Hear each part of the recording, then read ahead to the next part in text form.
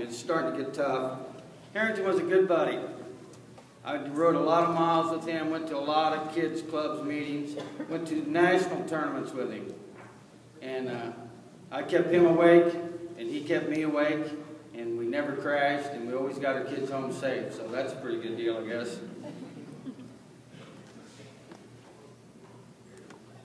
He did really dedicate his life to wrestling from sun up to sundown. About the only other thing besides wrestling, he was quite a bow hunter for the deer.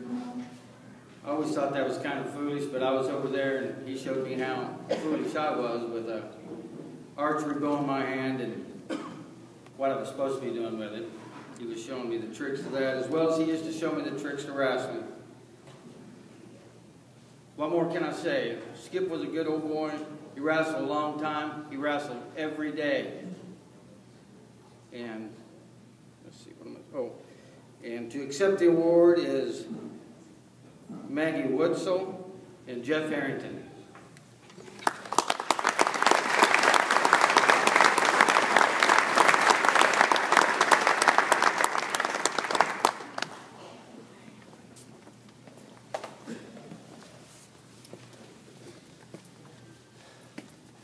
For sure why I got chosen to get up here and speak, because out of all of the Harrington siblings, I was probably the one that had the least amount of time on the wrestling mat, maybe except to practice a few cartwheels, but maybe it's because I'm the youngest. Yeah, right. No. You look the youngest. Maybe the oldest. Okay, but anyway, on behalf of the Harrington family, it's a privilege and an honor to accept this award on behalf of our late father, Skip Harrington. Dad would be honored to be joining his fellow inductees tonight. He would have really enjoyed sitting at one of those tables in the back just chatting about wrestling to anyone who wanted to come talk to him about it, because the man loved to talk about wrestling. And as with many being honored here tonight, it's not just their success on the mat that has allowed them to be recognized, it's also about their lifelong dedication to the sport of wrestling. To many of you, Dad was an energetic little spark plug who had a great knowledge of wrestling. From the first time he set foot on a mat in high school to his wrestling days at K-State, and then after the Navy at the University of New Mexico.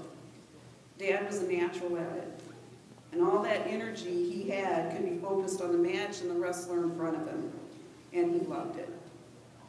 He believed that hard work and dedication would get you where you wanted to go in life. And he would always say, and I've heard him tell my brothers this time and time again, practice again and again and again until it becomes second nature.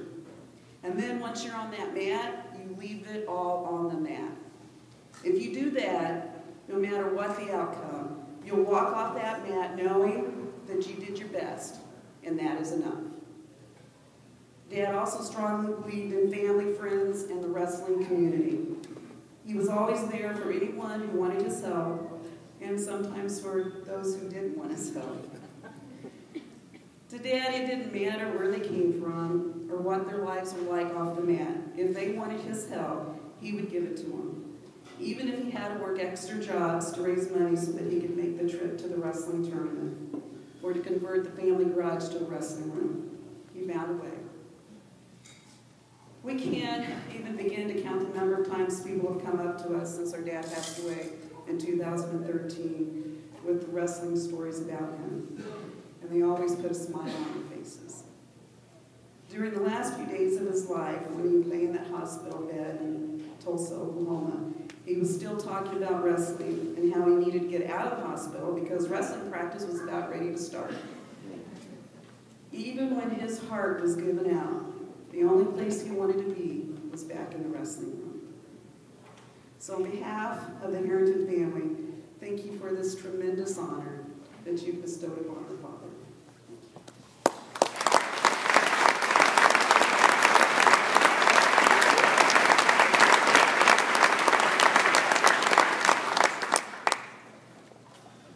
Hey, I don't have anything. She said it all. Like always.